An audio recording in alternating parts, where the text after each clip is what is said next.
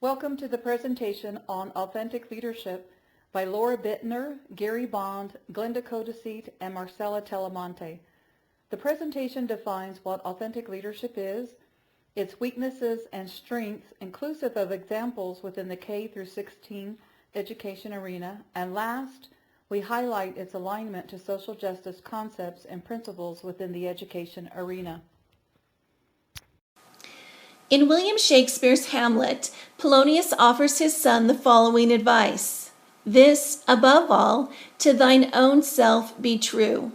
This wisdom, written over a century ago, still holds true today and can be seen by some as the foundation of authentic leadership.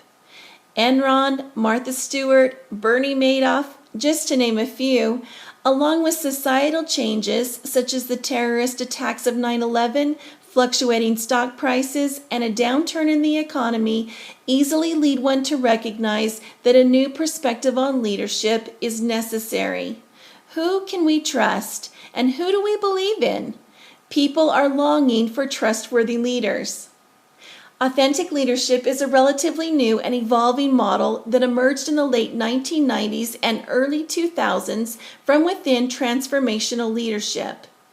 Authentic leadership is defined as a pattern of leader behavior that draws upon and promotes both positive psychological capacities and a positive ethical climate to foster greater self-awareness, an internalized moral perspective, balanced process of information, and relational transparency on the part of leaders working with followers, fostering positive self-development. There are 4 key components of authentic leadership. They include self-awareness, which is an emerging process where one continually comes to understand his or her own unique talents, strengths, sense of purpose, core values, beliefs, and desires.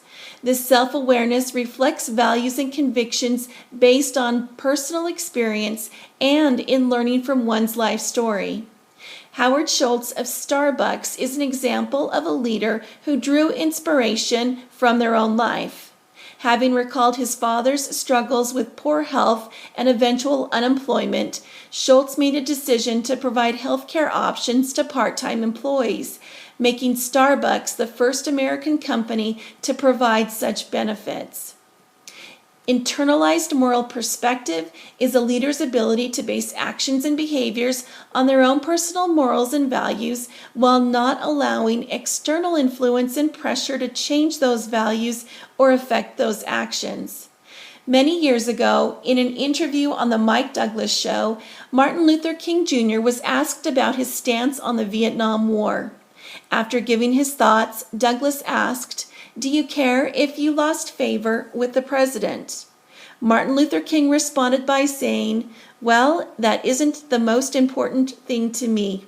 The most important thing is that I not lose favor with truth and with what conscience tells me is right and what conscience tells me is just.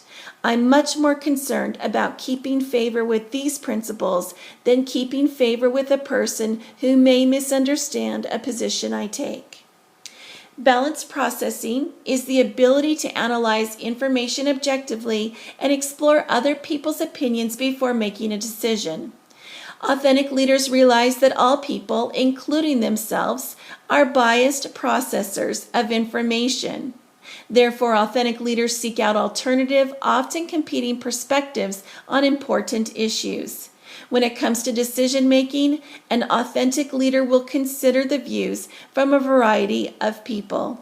Jack Welch of General Electric is one leader who understood the value of listening to employees and considering viewpoints of people from various backgrounds. He developed the idea of boundaryless organization, which meant that everyone was free to brainstorm and present ideas to him. As a result, GE became an incredibly successful company under his leadership. Relational transparency describes a leader's open and honest communication and the presentation of one's true self to others. During his commencement address at Stanford University, Steve Jobs told the audience, "Truth be told, this is the closest I've ever gotten to a college graduation." He proceeded to explain why he dropped out of college. Typically, one would expect an individual to talk about his successes at a commencement address, not his failures. It is this honesty, openness, and transparency that make a leader relatable and perceived as genuine and authentic. There are 3 influencing factors in authentic leadership. They include positive psychological attributes, which refer to a leader's confidence, hope, optimism, and resilience. Next, moral reasoning.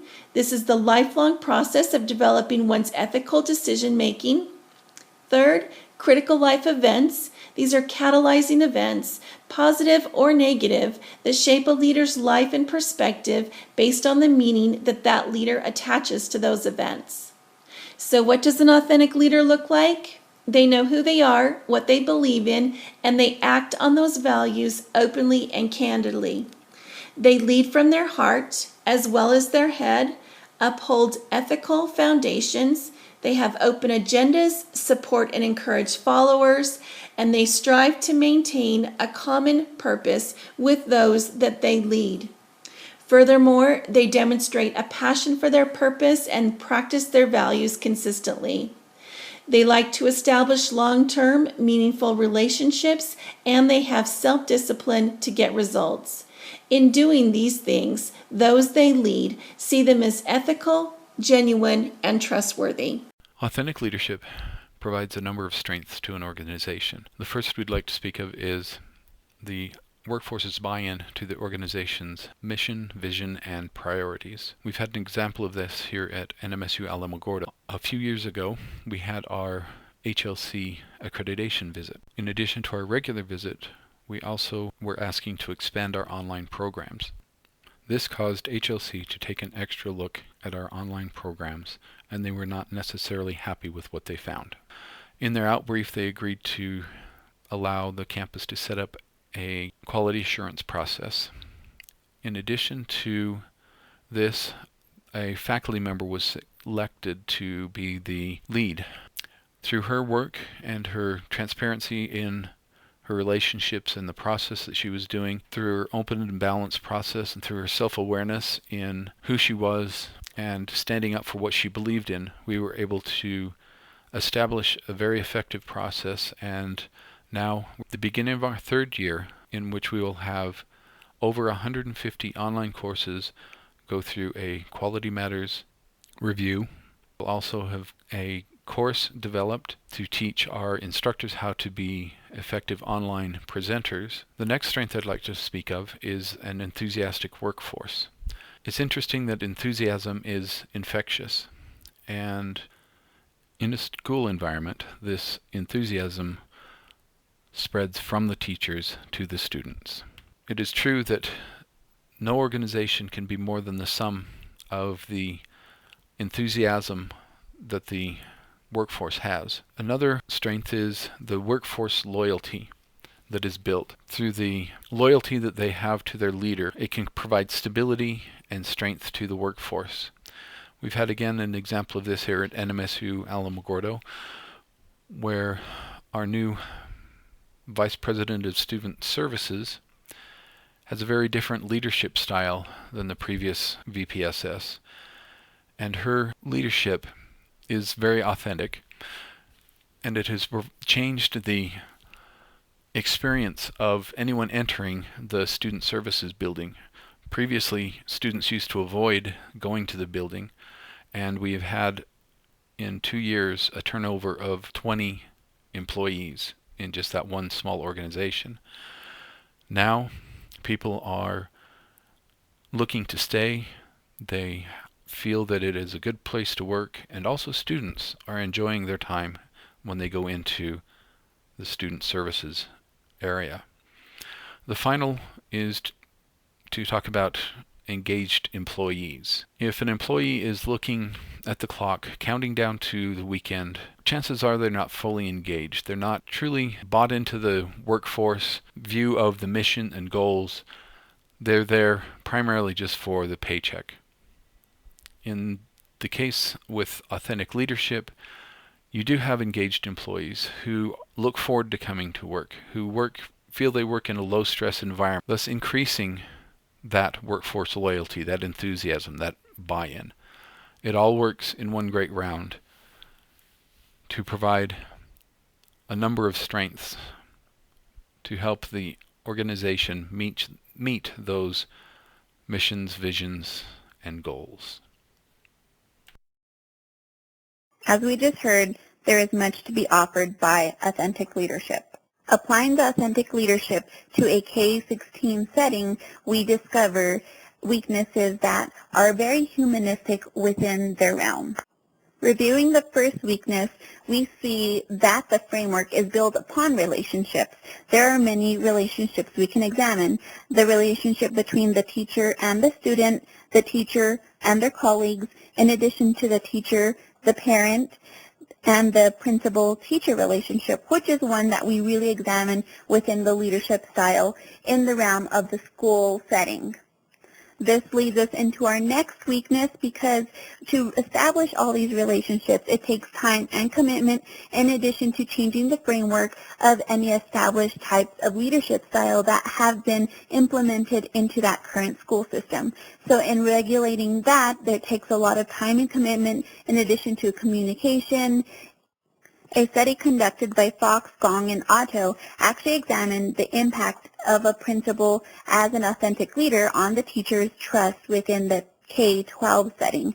The educational context of it actually examined these relationships and seen how each one of the relationships had an obligation that had to meet those expectations within the framework. In establishing these relationships amongst the teacher-principal relationship, we can establish a hierarchy that goes into different considerations. The teacher had the lower status, had the concerns of being exploited, in addition to the unfair treatment, whereas the principal had the worry that they would be shrieked within responsibility, in addition to being undermined as a school director or leader within that realm. So establishing that relationship, there has to be, in addition to that, trust, which is one of those embodies within our biggest weaknesses, within establishing what is those prior experiences that educators have seen within other types of frameworks. Because the authentic leader relies a lot on the leaders embodied of what they believe in addition to their past experiences, this person, the leader, does have to steward the organization within their realm of where they want to see it, embracing any faults in addition to being very transparent. So the two of one embodying and really focusing within the direction of the actual framework of the organization comes back also to that hidden variable of trust, in addition to showing transparency. That vulnerability can be something that shows a weakness, but at terms can be a strength, but within those unestablished trust relationships can be seen as one of those communication falters that we have to go back to and really focus on what the foundation of authentic leadership is. The truth is that trust does rule, and the trust rule within our personal credibility is one that we have to put forth. So with an authentic leadership to be successful, the trust has to be built in within those relationships, built upon the time and commitment, and in addition to having those clear communication goals focused within the direction of the organization. This also leads into school board relationships, the relationships amongst the school districts, in addition to any institution. So if we're talking about that K-16, how all of the institutions kind of come back to the framework within the authentic leadership and being true to what the true mission is to that organization, and being able to provide high quality education in addition to having all those realms to it. So it is a lot for that leader to come back to, because it seems like they have to be everything for everybody in establishing those everyday types of responsibilities, whether it is the care of the students and all the way to establishing those relationships within what the direction of the school to be. Authentic leadership is a style that can be learned, but does take a lot of time in addition to commitment in frameworking the outcomes that are desired. In addition to that, there are some types of personality traits that can hamper the commitment, or in addition to the communication that might not come naturally to that person who is a leader, and that authentic type of leadership does take additional work for them to seem within everything to be realistic and not forced. So that's something that comes back to establishing those relationships to utilize those types of understanding amongst the peers and the different hierarchies within the school system. In defining authentic leadership, its weaknesses and strengths, we find its alignment to social justice in the education environment a necessary component to challenging the traditional model of teaching and learning, which privileged certain populations while ignoring others. Authentic leadership within the practice of social justice brings to the forefront moral and purposeful school leadership focused on equity and inclusivity of marginalized populations. With today's growing diverse population, a new vision and narrative focused on equity and inclusivity becomes more urgent. The table on this slide reflects the 4 key components of authentic leadership identified in slide 1 and their alignment to social justice in the education environment. In regard to self-awareness, a constant moral self-analysis occurs in authentic leaders to ensure possession and practice of virtue, high moral character, moral reasoning, and ethical legitimacy that can champion social justice. The use of a moral lens fosters meaningful and positive change in the education and lives of traditionally marginalized and oppressed students. The components of self-awareness and internalized moral perspective are closely linked, as the former must be in place to ensure the practice of the latter. Having an internalized moral perspective allows authentic leaders to stay true to legitimate ethical and moral values that drive fairness and integrity in decision-making. Additionally, this perspective views diverse students' lived experiences as contributing to the learning experience and environment, as they are allowed to bring in their own realities into the conversation. Acknowledging differences in students' lived experiences is at the heart of facilitating strong relationships with them and ensuring their inclusivity.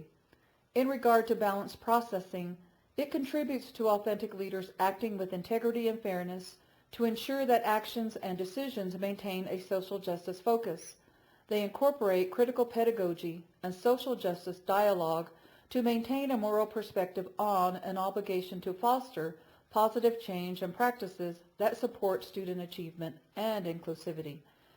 They view ideals, vision articulation, and choices as moral concerns and key to achieving the greater good for the institution. Relational transparency is key to creating strong and trusting relationships with students, their families, and local community members. Such relationships identify common values and serve as the building blocks for change. Additionally, relational transparency leads to community collaborations and facilitation of moral dialogue that ensures equitable, socially just, and democratic student learning opportunities. In other words, everybody teaches and everybody learns. Shields states, relationships with others affect our own sense of self.